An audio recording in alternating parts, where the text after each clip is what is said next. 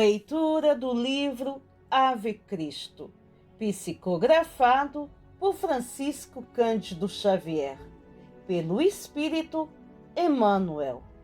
Segunda parte, capítulo 7, final, fim de luta.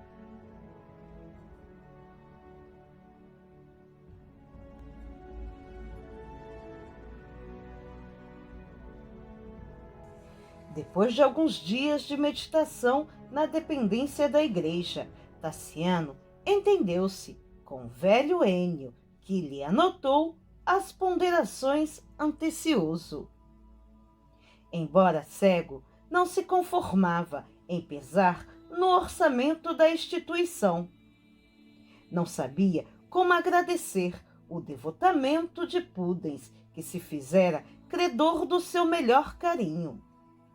Se pudesse, ali permaneceria, ao lado dele, a servi-lo com dedicação e respeito, até o fim dos dias que lhe restassem na terra. Entretanto, não se achava só. Precisava cuidar do futuro de Quinto Celso, e, em razão disso, não lhe cabia demorar-se. Contudo, acentuava triste, não desejava tornar à casinha do bosque. As reminiscências da filha retalhavam-lhe o coração. A ausência de Blandina trouxera-lhe um vácuo irremediável. Confiaria, desse modo, a Ênio os valiosos arquivos de Basílio e venderia a residência, os carros e os cavalos. Com o produto da transação, pagaria as dívidas em que se empenhara, transferindo-se com o filho para Roma. Tinha por lá a filha mais velha. Lucila nunca se afinara integralmente com ele, mas isto não a levaria a trair a voz do sangue. Era rica e, de certo, se compadeceria da situação a que fora arrojado. Indubitavelmente, não lhe negaria proteção quando lhe visse a penúria. Pretendia, sim, colocar-se sob o patrocínio dela, em companhia do filho adotivo, cuja idade reclamava a atenção. Em Roma, com as relações de que ainda julgava dispor, situaria o rapaz em condições honrosas para guardar dignamente o futuro. Pudens escutou-lhe os planos e não se opôs à realização deles. Reiterou-lhe, porém, a sua amizade e simpatia, ofertando-lhe os préstimos. Por que a aventura de tão longa viagem para recomeçar a vida? A igreja poderia incumbir-se discretamente da educação de Celso, e ele mesmo, Tassiano, não estaria sem trabalho. Haveria doentes a consolar, imensidade de serviços a fazer. O viúvo de Helena, contudo, não renunciara de todo ao orgulho de classe. Alcançara alguma tolerância, mas achava-se ainda longe do verdadeiro desprendimento de si mesmo. Não exporia Celso ao flagelo das perseguições periódicas. Amava-o bastante para arrojá-lo sem defesa à desconsideração social. Senti-lo-ia mais seguro na grande metrópole. Possuía em Roma não apenas a filha, que certamente lhes garantiria a subsistência, mas também poderosos amigos, com marcada influência na corte. Contaria com os elos do passado para encaminhar o filho adotivo na vida pública. Quinto Celso era senhor de primorosa inteligência. Ligara-se a ele pelos mais íntimos laços do carinho e da confiança. Estimava-o com excessos de zelo, de ternura. Desde o instante em que o recebera das mãos de Lívia, de partida para as regiões da morte, Nele descobrira uma joia valiosa para o escrínio vivo de sua alma. Habitualmente, refletia no mistério da comunhão sublime e perfeita em que se entrelaçavam. Tinha a ideia de haver reencontrado um amor celeste que o tempo não conseguira apagar. Ouvindo, embevecido, julgava, muitas vezes, que recuperara a companhia paternal. Aquela sensatez na apreciação da vida, aquela cultura polimórfica e aquelas facilidades de expressão, características da conversação do filho adotivo, recordavam-lhe os inesquecíveis entendimentos com Quinto Varro, nos jardins da residência do padrasto. A graça e a lógica, a compreensão e a sabedoria inata eram as mesmas. Inexplicavelmente, passara a raciocinar pela cabeça do jovem nos grandes momentos de luta. Buscava nele, instintivamente, a palavra final nos assuntos graves e a orientação adequada no caminho espinhoso. Amava-o com todos os recursos afetivos de sua alma obstinada e bravia, mas leal e sincera. Somente por ele queria agora viver e porfiar nas lides amargas do mundo. Como relegá-lo, pois, a incerto destino e Leão? Ênio verificou que não lhe competia argumentar. O cristianismo ainda era considerado fora da lei. As represárias de ordem política caíam invariavelmente de surpresa sobre o ânimo dos adeptos. Não seria lícito, pois, forçar uma solução tendente a favorecer-lhe os pontos de vista? Celso, convidado a opinar, asseverou que somente lhe interessava o contentamento paterno.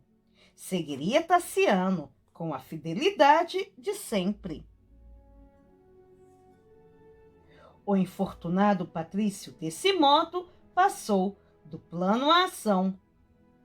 Vendeu a casa, as bigas e os animais que lhe pertenciam ao novo senhor da Vila Vetúrio.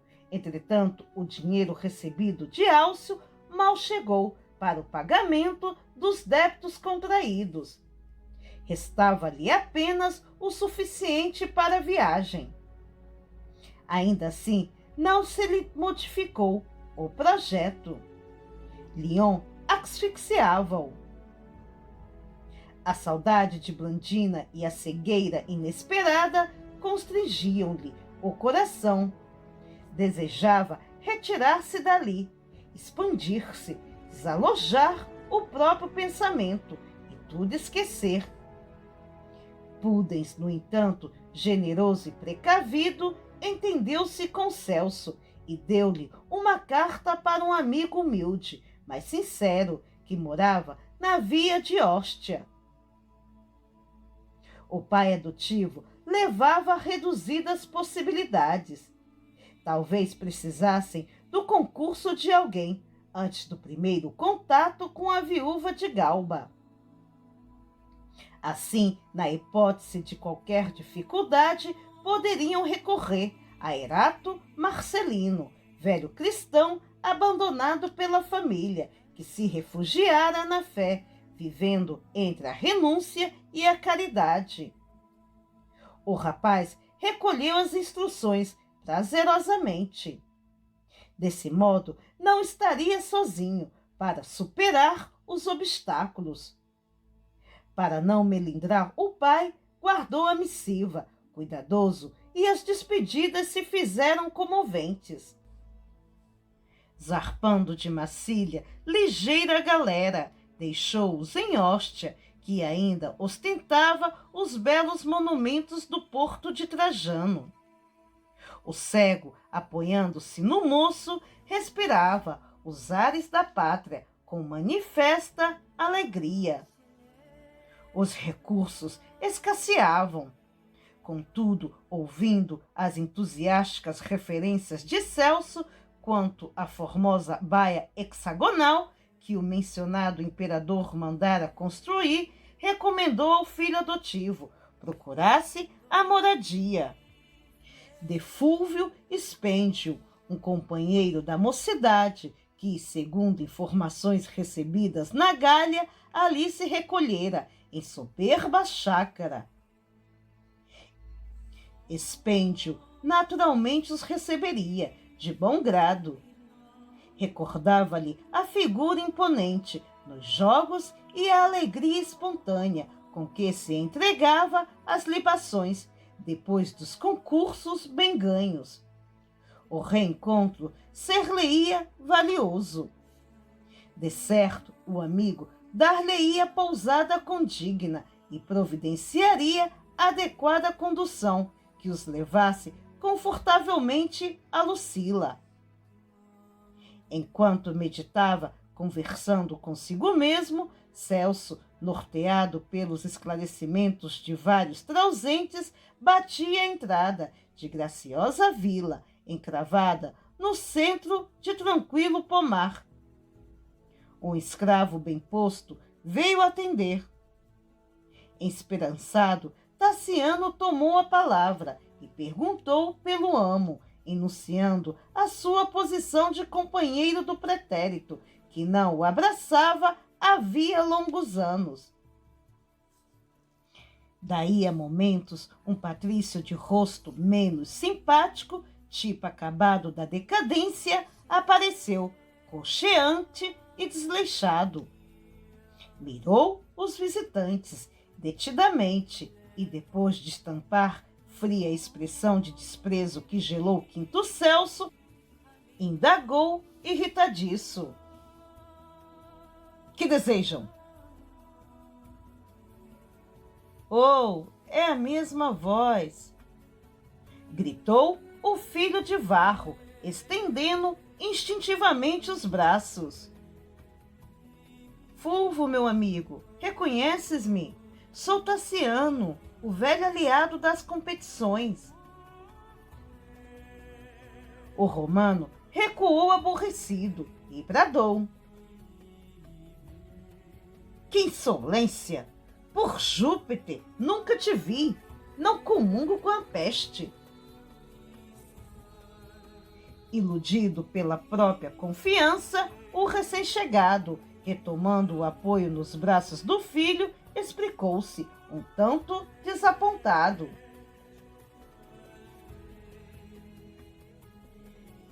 "Não te recordas dos nossos exercícios na casa de Vetúrio, meu padrasto e meu sogro? Tenho ainda a impressão de ver-te manejando o gládio reluzente, ou então comandando a biga ligeira, a qual voava ao galope de teus belos cavalos brancos." "Não passas de um reles impostor!" tornou Spêndio, encolerizado. "Tassiano é um homem de minha condição. Vive honradamente nas galhas. É um patrício. Jamais me apareceria em tua execrável miséria. Gaulês imbecil! Com certeza abusaste do meu antigo companheiro para extorquir-lhe informações com que invadir minha residência e assaltar-me. Biltre, vagabundo! Deve ser algum nazareno extraviado, conduzindo até aqui este jovem ladrão. Rua! Rua! Ponha-se daqui para fora! Para fora!" Fúlvio possesso indicava-lhes a praça pública, enquanto o amigo arruinado enxugava o pranto copioso que lhe fluía dos olhos mortos. Quando o portão metálico foi cerrado pelo dono da casa, com grande violência, o desencantado viajante voltou sobre os mesmos passos em que se havia dirigido até ali. O moço, adivinhando-lhe a dor, abraçou com mais ternura, como a reafirmar-lhe que ele, Tassiano, não se achava só. Agradecido, o infortunado pai de Blandina, esboçando a resignação e a humildade no rosto, observou: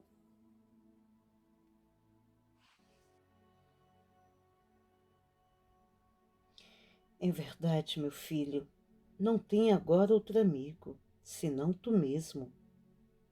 O ouro e a posição costumam mostrar a amizade, onde a amizade não existe. É impossível que Fúvio não me reconhecesse. Sou hoje, porém, uma sombra no campo social. Perdi tudo: o dinheiro, a mocidade, a saúde e o renome familiar. Sem tais predicativos, receio que a própria filha me desconheça. Ante a dolorida inflexão daquela voz, o rapaz tentou enveredar-se pela estrada do otimismo e da esperança. Que o pai não se inquietasse.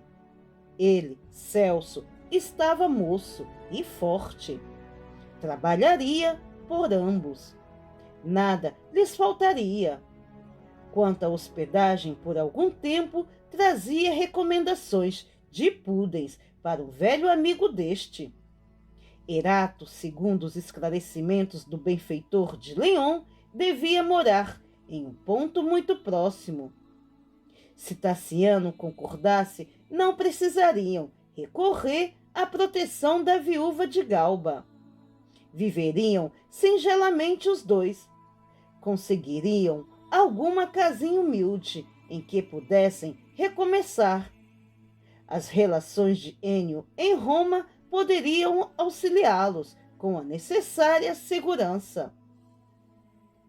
O pai adotivo anuiu reconfortado, explicando que o seguiria com o maior prazer.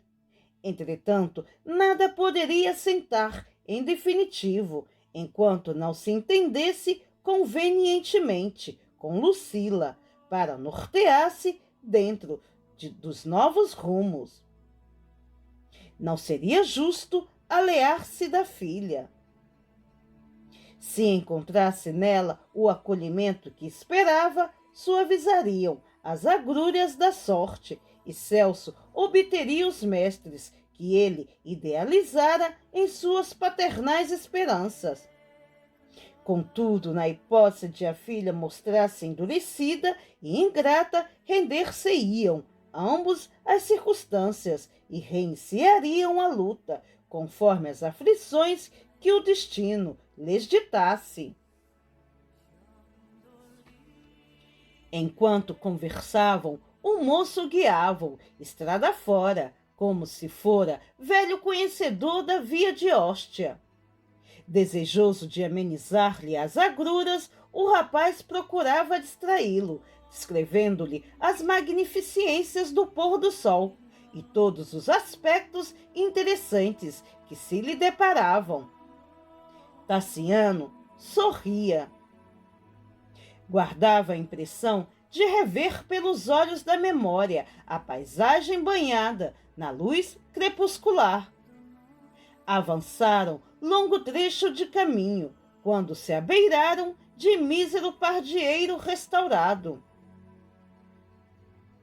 Atento aos informes de Ênio, o moço convenceu-se de que haviam atingido o domicílio de Erato. Entretanto, sentiu-se como quem já houvera estado ali antes. As paredes humildes, o teto inclinado para o chão, a porta rústica, tudo lhe parecia familiar. Aquele era o mesmo Tugúrio de Licipo de Alexandria, onde Quinto Varro encontrara Corvino pela primeira vez.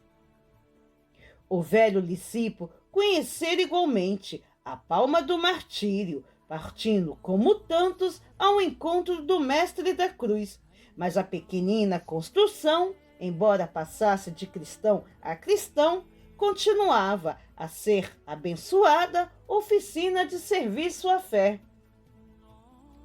No passado, Varro não pudera conduzir o filhinho querido às reuniões evangélicas como pretendia, pois que Cíntia exercia sobre ele a vigilância materna. Sofrera longos anos de saudade e flagelação moral.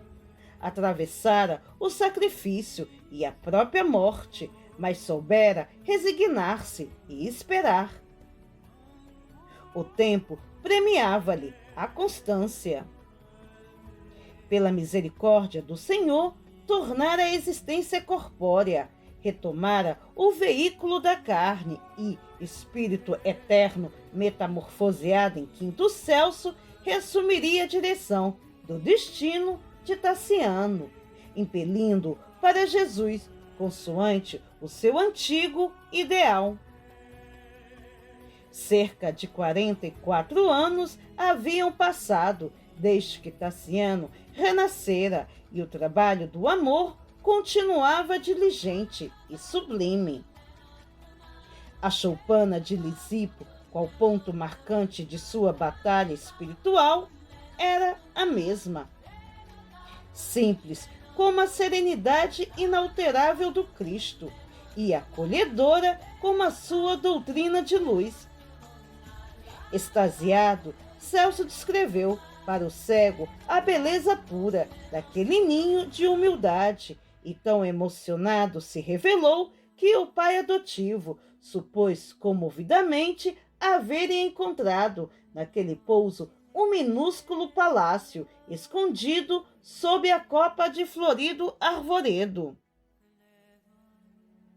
Estranhamente feliz, o rapaz bateu à porta. Um velho de semblante calmo veio abrir. O moço fez mudo sinal, dando-lhe a entender a sua condição de adepto do Evangelho, e o rosto do ancião abriu-se em largo e luminoso sorriso. Abraçou os recém-chegados com palavras de carinhoso e fidalgo acolhimento. E enquanto Celso se referia ao noticiário de Enio Pudens, Tassiano sentou-se em um banco rústico, sentindo-se envolvido por uma tranquilidade que havia muito desconhecia. A brisa fresca, penetrando pelas janelas, parecia acariciadora, mensagem da natureza. 2 sobrinhos de Erato, Perzélio e Máximo, ambos escultores presentes na sala humilde, partilhavam a conversação. O dono da casa lera a missiva de Enio e regozijava-se. Era um companheiro de muitos anos. Conheciam-se desde a infância. Achava-se ao dispor de Celso e Tassiano em tudo o que lhes pudesse ser útil. O rapazinho explicou, então, que o pai e ele necessitavam de asilo até o dia seguinte, quando se avistariam com uma parenta que talvez pudesse ajudá-los. Pretendiam fixar residência na grande metrópole, mas viam-se naturalmente deslocados. O anfitrião mandou servir ligeiro repasto de pão, azeite e legumes, e o entendimento prosseguia fraternal. O genro de Vetúrio, que intimamente não aderira ao cristianismo, para alegrar o filho adotivo, escutava os comentários sorrindo. Observava Celso, tão inexplicavelmente entusiasmado que de modo algum se animaria a perturbá-lo. O velho, os sobrinhos e o rapaz afinavam-se com tal perfeição que davam a ideia de serem velhos conhecidos no mais íntimo reencontro. Máximo e Berzélio, abnegados cultores da Boa Nova, salientavam as dificuldades da vida em Roma. Surgira nova crise de violência e inquietação. A derrota do imperador Valeriano, escandalosamente aprisionado pelos persas, criara atmosfera ameaçadora para os núcleos cristãos.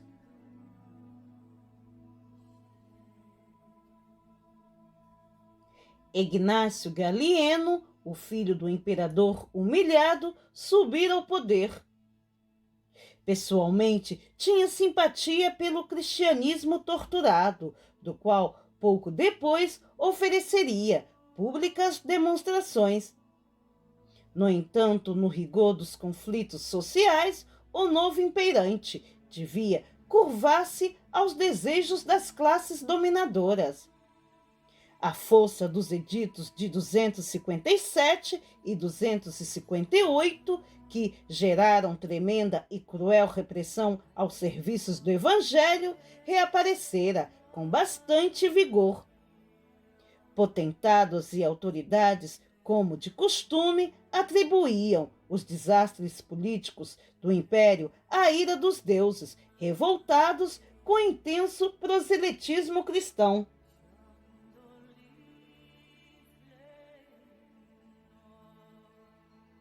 A fúria dos perseguidores, porém, amainava-se à frente das famílias cristãs mais importantes, para recrudescer diante dos pobres e dos pequeninos.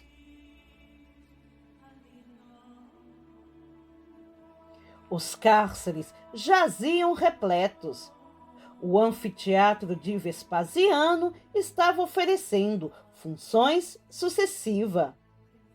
Os anciães e mentores da igreja recomendavam, particularmente aos escravos e aos plebeus pobres, evitassem ajuntamentos na via pública. Inúmeros senhores congregados na faina de coibir a expansão evangélica não vacilavam em denunciar os servidores menos favorecidos como inimigos da ordem pública, exigindo represálias e punições. Considerando a probabilidade de ações subversivas, os tribunais regurgitavam de magistrados e demagogos. Segundo a opinião do patriciado em decadência, os cristãos que pregavam a fraternidade eram arguidos de responsáveis pela onda de pensamento renovador. As festas em louvor de Galieno demorar-se-iam ainda por tempo indeterminado. O governo, por seus dignitários mais representativos, desejando entreter o povo impressionado com as vitórias de Sapor, promovera variadas exibições. Nota: Sapor, rei do Império Sassanida, continente da Ásia e África, equivalente à Ásia Ocidental e Central. Além das preces públicas ante a imagem de Júpiter, do sacrifício de animais no Capitólio, das fartas distribuições de azeite e de trigo, das corridas eletrizantes e das lutas ferozes entre gladiadores de nomeada, a matança de cristãos menos classificados nas esferas sociais prosseguia em sinistros espetáculos noturnos. Não seria mais aconselhável permanecesse os dois viajantes da Gália convenientemente reclusos até que a tormenta cessasse? Ante a pergunta do anfitrião, que permanecia no ar, Tassiano lembrou a necessidade de ganhar o centro urbano, sem demora. Competia-lhe aparecer no Aventino, na manhã do dia imediato. E porque Máximo perguntasse a Quinto Celso qual era a opinião dele, o moço respondeu, bem-humorado: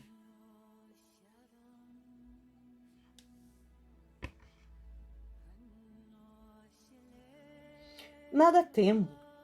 Tenho os dois grandes amores, Jesus e meu pai. como não pretendo perder meu pai, estarei muito feliz com a vontade de Nosso Senhor que nos uniu. Se realizarmos nossos desejos, estaremos juntos, e se algum sofrimento aparecer no caminho, não nos separaremos. A observação conquistou o sorriso de todos, e o próprio Tassiano, feliz por haver encontrado no mundo alguém que o amava assim tanto, mostrou no semblante sinais inequívocos de reconforto e contentamento.